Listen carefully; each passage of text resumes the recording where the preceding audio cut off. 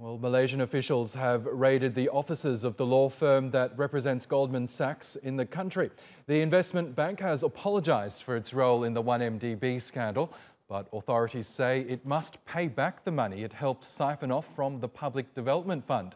TRT World senior business producer Mobin Nasir caught up with Malaysia's Deputy Minister for Industries, Shansul Iskandar, in Istanbul, and began by asking him how the government plans to repatriate the money stolen from the 1MDB fund. I think the approach of the new government is to fall back to the justice system and follow the rule of law. And as you can see, the perpetrators, the one that involved in the scandals, has already been brought to court. The new government has now put a very serious effort to ensure that there won't be another repeat of 1MDB scandal. We have now, other than the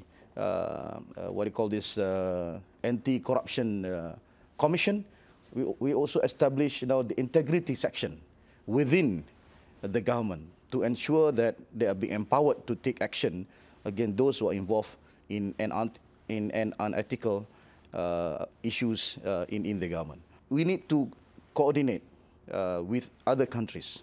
For example, like Department of Justice, DOJ. We are working also with our neighbor, Singapore. We want to recover back the assets. Palm oil is a major industry for your country in terms of exports, in terms of employment. And the EU is a large market, but it is considering a ban on palm oil because it says it leads to deforestation. How would you respond? Well, I think that is totally untrue. And of course, palm oil is bedeviled by this accusation of deforestation, where whatever you may say about deforestation, we still maintain the 50% of the forest. Look to other countries. Do they walk the talk? You see? So that is why we must be fair. You don't change the goalpost. Palm oil is very important to the country's revenue, and also palm oil has proven over the years as the means to elevate the poverty. The Malaysian government, in the last budget, we announced $10 million just to focus on this sustainability program.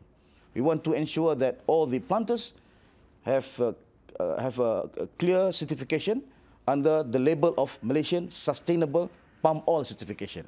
So this is the effort being done by us. And now we are moving towards the direction of blockchain technology, where we can have the traceability. Now let's talk about bilateral trade. Turkey and Malaysia signed an FTA back in 2015. Tell us how much has been achieved because of that, and what else do you plan to do with your Turkish counterparts to make sure that the benefits remain mutual? Well, after the FTA in 2015, we can see that the trade is in favor of Malaysia. We have about total trade $2.2 billion. Of course, we are looking through the list of things like furniture, like iron steel, and of course like textile. Of course, palm oil products represent about 30% of this business. But I think, rest assured to the Turkish community, we want to have a win-win situation.